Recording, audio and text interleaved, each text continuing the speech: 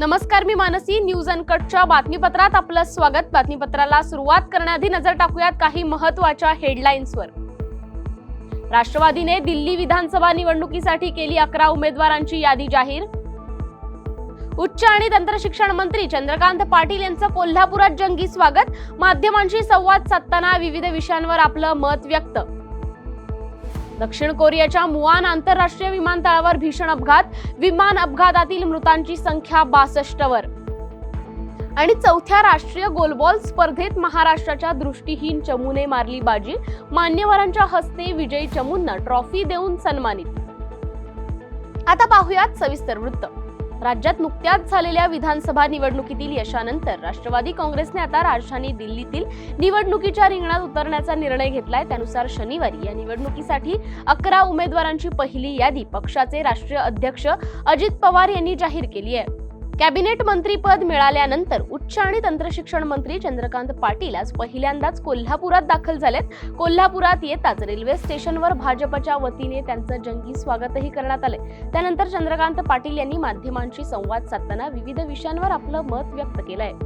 असं आहे की कोल्हापूरचा मी मूळचा आहे. जवळजवळ 2004 पासून भारतीय जनता पार्टीचं माननीय नितीनजी राज्याचे अध्यक्ष झाल्यापासून जे काम सुरू केलं त्याच्यामध्ये जबाबदाऱ्या खूप वाढल्या, पण केंद्र कोल्हापूर काही सुटलं नाही. 19ला माननीय अमितभाईंनी अखिल भारतीय अध्यक्ष असताना आदेश दिला, सूचना केली की पुण्यात लढायला गेलो, लढलो, जिंकलो. सरकार आलं नाही, राज्याचा अध्यक्ष झालो. पुन्हा सरकार आलं, राज्याचा मंत्री झालो. पुन्हा सेकंड टाईम थोडं लढलं, परंतु कोल्हापूरची नाळ कधी तुटली नाही, सुटली नाही आणि ती कधीही तुटणार नाही, सुटणार नाही. आणि त्यामुळे एकनेक कार्यकर्त्याशी व्यक्तिगत संबंध, त्याच्या व्यक्तिगत अडीअडचणीमध्ये सहभागी होणं, यामुळे आज स्टेशनवर आलेला कार्यकर्ता वर्ग, नेता वर्ग जो आहे तो असं स्वाभाविकपणे आला. दक्षिण कोरियाच्या मुआन आंतरराष्ट्रीय विमानतळावर रविवारी एक विमान रनवेवरून खाली घसरल्याने भीषण अपघात झाला. या अपघातात आतापर्यंत 62 जणांचा मृत्यू झाला होता. न्यूज एजन्सीच्या माहितीनुसार जेव्हा विमान निघालं तेव्हा या विमानात 175 प्रवासी आणि 6 क्रू मेंबर्स होते. वेळ झाली बातमीपत्रात छोट्याशा विश्रांतीची. कुठेही जाऊ नका, पाहत रहा न्यूज अनकट. ऐतिहासिक वारसा लाभलेला मराठ मुलूक महाराष्ट्र. या महाराष्ट्राला विविध रंगी छटा आहेत. साहित्य, कला, पर्यटन, नृत्य, भाषा, संत परंपरा अशा विविधतेने तो नटलेला आहे. हीच गौरवशाली विविधता जपत सुवरंग मराठी केवळ महाराष्ट्राच्या सांस्कृतिक संहितेपुरते मर्यादित न राहता समकालीन नवकल्पनांवर आधारित कार्यक्रमांद्वारे मराठी मनोरंजन विश्वात स्वतःची एक अनोखी जागा निर्माण करत आहेत. मराठी मनोरंजन क्षेत्रातील उत्तम दिग्दर्शक, लेखक आणि निर्मात्यांच्या प्रतिभेचा पुरेपूर वापर करून मनोरंजनाचा आगळा वेगळा रंग उधळण्यास आम्ही सज्ज आहोत. स्वरंग मराठीचे उद्दिष्ट मराठी मनोरंजन क्षेत्रामध्ये मनोरंजनाची वहिवाट सोडून, रूढीवादी पद्धती तोडून मनोरंजनाचा समृद्ध अनुभव प्रदान करून देण्याचा आहे. म्हणूनच यात विविध पद्धतीचे मनोरंजक आणि माहितीपूर्ण कार्यक्रम स्वरंग मराठीवर बघता येतील. शेवटी एकच, धकाधकीच्या जीवनात धांगडधिंगा करण्यापेक्षा बसूया, हसूया, गाऊया, जगूया. नाती गोती श्रावण मोती गावामधले जीवंत रंग. नाती गोती श्रावण मोती गावामधले जीवंत रंग. चला जोडूया, चला पाहूया, जशी संस्कृती तसा स्वरंग. विश्रांतीनंतर बातमीपत्रात पुन्हा एकदा स्वागत करते. जळगाव रेल्वे स्थानकातून निघालेल्या भुसावळ दादर एक्सप्रेसचं इंजिन एक डब्यासह अचानक डब्यापासून वेगळं झाल्याची घटना घडली आहे. त्यामुळे उर्वरित डबे हे जागच्या जागी थांबल्याने मोठी खळबळ उडाल्याचं पाहायला मिळालं. घडला प्रकार काही क्षणातच इंजिन चालकाच्या लक्षात आल्यानंतर पुन्हा इंजिन मागे घेऊन उर्वरित डब्यांची पुन्हा जोडणी करून रेल्वे मार्गस्थ झाली आहे. 2 डब्यांना जोडणारी कॅपलिंग तुटल्याने ही घटना घडल्याची माहिती रेल्वे सूत्रांनी दिली आहे. जालन्याच्या परतूर पोलिसांनी 8 चोरीच्या मोटारसायकली जप्त केल्यात. नाकाबंदी करत असताना मनोज मुंडलिक हा इसम एक काळ्या रंगाची विना क्रमांकाची बुलेट गाडी चालवताना पोलिसांना मिळून आला. त्याची चौकशी केली असता त्याने ही बुलेट पुणे येथून चोरी केल्याची कबुली दिली आहे. या कारवाईत पोलिसांनी त्याच्या घरून 3 दुचाकी आणि त्याने लोकांना विक्री केलेल्या 5 गाड्या एकूण अशा 8 मोटारसायकली पोलिसांनी जप्त केल्यात. या प्रकरणी अधिक तपास पोलीस करत आहेत. जालना शहरातील जुना मोंढा भागात एका व्यापाराची 12.5 लाखाची बॅग अज्ञातांनी लंपास केल्याची घटना घडली आहे. दुचाकीवर आलेल्या 4 ते 5 अज्ञात चोरट्यांनी व्यापाराला मारहाण करत 12.5 लाख रुपये असलेली बॅग हिसकावून घेत पळ काढलाय.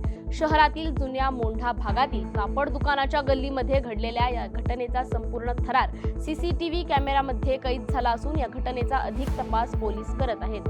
वेळ झाली बातमीपत्रात छोट्याशा विश्रांतीची. कुठेही जाऊ नका, पाहत रहा न्यूज अनकट. ऐतिहासिक वारसा लाभलेला मराठ मुलूक महाराष्ट्र. या महाराष्ट्राला विविध रंगी छटा आहेत. साहित्य, कला, पर्यटन, नृत्य, भाषा, संत परंपरा अशा विविधतेने तो नटलेला आहे.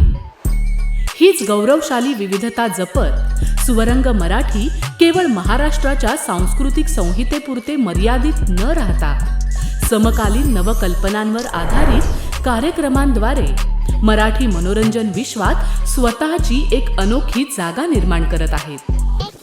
मराठी मनोरंजन क्षेत्रातील उत्तम दिग्दर्शक, लेखक आणि निर्मात्यांच्या प्रतिभेचा पुरेपूर वापर करून मनोरंजनाचा आगळा वेगळा रंग उधळण्यास आम्ही सज्ज आहोत. स्वरंग मराठीचे उद्दिष्ट मराठी मनोरंजन क्षेत्रामध्ये मनोरंजनाची वहिवाट सोडून रूढीवादी पद्धती तोडून मनोरंजनाचा समृद्ध अनुभव प्रदान करून देण्याचा आहे. म्हणूनच यात विविध पद्धतीचे मनोरंजक आणि माहितीपूर्ण कार्यक्रम स्वरंग मराठीवर बघता येतील. शेवटी एकच, धकाधकीच्या जीवनात धांगडधिंगा करण्यापेक्षा बसूया, हसूया, गाऊया, जगूया. नाती गोती श्रावण मोती गावामधले जीवंत रंग.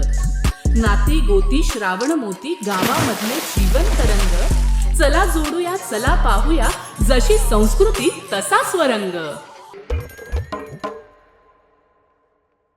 विश्रांतीनंतर बातमीपत्रात पुन्हा एकदा स्वागत करते. पाहूयात उर्वरित काही महत्त्वाच्या घडामोडी. जालन्यात मद्यपान करून वाहन चालवणाऱ्यांवर उपप्रादेशिक परिवहन विभागाने दंडात्मक कारवाई केली आहे. आरटीओचे अधिकारी शहरात ठिकठिकाणी नाकेबंदी करून ब्रेथ एनालायझरच्या सहाय्याने वाहन चालकांची तपासणी करत असून या कारवाईत उपप्रादेशिक परिवहन कार्यालयाने 600हून अधिक वाहन चालकांची तपासणी केली आहे. मोटार वाहन कायद्याप्रमाणे कारवाई करून काही वाहनधारकांवर 1,77,000 रुपयांचा दंड आकारण्यात आलाय. नगरच्या शेवगाव शहरातील नाईकवाडी मोहल्ला भागात राहणाऱ्या एका 7 वर्षीय मुलाचे अपहरण करून सोडून देण्यात आलं होतं. शेवगाव पोलिसात याबाबत फिर्याद प्राप्त झाल्यानंतर शेवगावचे पोलीस निरीक्षक समाधान नागरे यांनी तपासाची सूत्रे फिरवत 24 तासाच्या आत दोघा आरोपींना मोटारसायकलसह संभाजीनगरच्या पैठण तालुक्यातून अटक केली आहे. सदरची कारवाई पोलीस अधीक्षक राकेश ओला, अप्पर पोलीस अधीक्षक प्रशांत खैरे, उपविभागीय पोलीस अधिकारी सुनील पाटील यांच्या मार्गदर्शनाखाली शेवगावचे पोलीस निरीक्षक समाधान नागरे यांनी पार पाडली. बाजारात सध्या भाजीपाल्याची मोठ्या प्रमाणात आवक होत असून त्यात कोथिंबिरीचे दर प्रचंड कोसळलेत. बाजारात अवघ्या 1 ते 2 रुपयांना जुडी विकली जात असल्याने कोथिंबीर उत्पादक शेतकरी हवालदिल झालाय. 1 एकर कोथिंबिरीसाठी 30 ते 40 हजार रुपयांचा खर्च करून विक्रीनंतर अवघे 3,000 रुपये हातात पडल्याने संतप्त झालेल्या नाशिकच्या येवला तालुक्यातील राजापूर येथील राजेंद्र वाघ या शेतकऱ्याने आपल्या 1 एकर कोथिंबिरीवर नांगर फिरवून संताप व्यक्त केलाय. नष्ट केलेली आहे. मी राजापूर गावचा शेतकरी राजेंद्र देवराम वाघ. मी 1 एकर कोथिंबीर नांगरून नष्ट केली, कारण मी 40,000 रुपये खर्च केला होता 1 एकर कोथिंबीरीसाठी, आणि ती मनमाडला विकायला नेली असताना 1 रुपया 2 रुपये जुडी मागायला लागली. 1 रुपया 2 रुपये जुडी मागितल्यानंतर मला संताप आला आणि मी तो डायरेक्ट न 1 रुपया घेता डायरेक्ट खाली करून दिला त्या मार्केट यार्डामध्ये, आणि तिथून निघून आलो. घरी आल्याला डायरेक्ट ट्रॅक्टर नागरगाळा घातला, 1 एकर कोथिंबीर डायरेक्ट नांगरून टाकली. कारण खर्च 40,000 रुपये झाला, उत्पन्न 3,000 रुपये झाली. त्याच्यामुळे ते टेन्शन आलं, त्याच्यामुळे असं वैताग आला. त्याच्यामुळे मग आपण निर्णय असा, सरकारची आमची अपेक्षा आहे शेतीमालाला चांगला भाव द्यावा, शेतकऱ्याचं संपूर्ण कर्ज माफ करावं अन्यथा आत्महत्येला कारण हेच घडतं, उत्पन्न जास्त होतं, हे खर्च जास्त होतो, उत्पन्न कमी होतं, आज शेतकऱ्याचं टेन्शनमध्ये येतं, त्याच्यामुळे आत्महत्या होत्या. याच्यासाठी सरकारनं, आम्हाला सरकारची अपेक्षा एवढीच आहे, सरकारनं संपूर्ण कर्ज माफ करावं.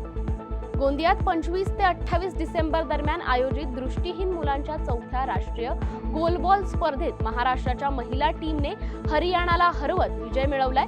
तसेच मुलांच्या महाराष्ट्र टीमनेही गुजरातच्या टीमला हरवलंय. काल रात्री उशिरापर्यंत चाललेल्या सामन्यानंतर मान्यवरांच्या हस्ते विजयी चमूंना ट्रॉफी आणि रोख रक्कम देऊन सन्मानित करण्यात आलंय. काफ़ी खुशी हो रही है। महाराष्ट्र में जो 4th नेशनल चैंपियनशिप हुई थी आज ही खत्म हुई है। इसमें Maharashtra men's versus Gujarat team थी। गुजरात सेकंड रनर अप रहे और महाराष्ट्र मेंस विनर। मैं गुजरात मेंस टीम को बहुत बहुत कॉन्ग्रेचुलेशन करना चाहती हूँ। फर्स्ट टाइम उन्होंने गोल बॉल खेला है और काफ़ी टफ मैच को टक्कर दिया है। गुजरात टीम महाराष्ट्र की तरफ से आपको बहुत बहुत कॉन्ग्रेचुलेशन। तालियां हो जाए भाई। इसमें महाराष्ट्र वर्सेस हरियाणा था। हरियाणा ने भी काफ़ी टफ मैच दिए हैं और वो भी फर्स्ट टाइम उतरे थे इस बार, तो हमारे हरियाणा के लिए जोरदार तालियां। पहली बात तो हार और जीत लाइफ में लगी रहती है मेरे दोस्तों। एक साथ मिलने जुलने का ये बहाना होता है, कोई आगे या पीछे नहीं होता है, सब एक साथ खड़े होके मिलजुल के हमें गोल बॉल को आगे बढ़ाना है। और बाकी इस नेशनल से 12 से मेरे ख्याल से 12 से 20 नेशनल प्लेयर्स इंटरनेशनल के लिए सिलेक्ट होने वाले हैं, तो उनकी भी अनाउंसमेंट बहुत जल्दी की जाएगी। और मेरे तरफ से सारे टीम्स को, यहाँ पे मौजूद सारे स्टेट की टीम को बहुत बहुत धन्यवाद एंड कॉन्ग्रेचुलेशन। वेळ झाली या बातमीसह बातमीपत्रात इथेच थांबायची. पाहत रहा न्यूज अनकट.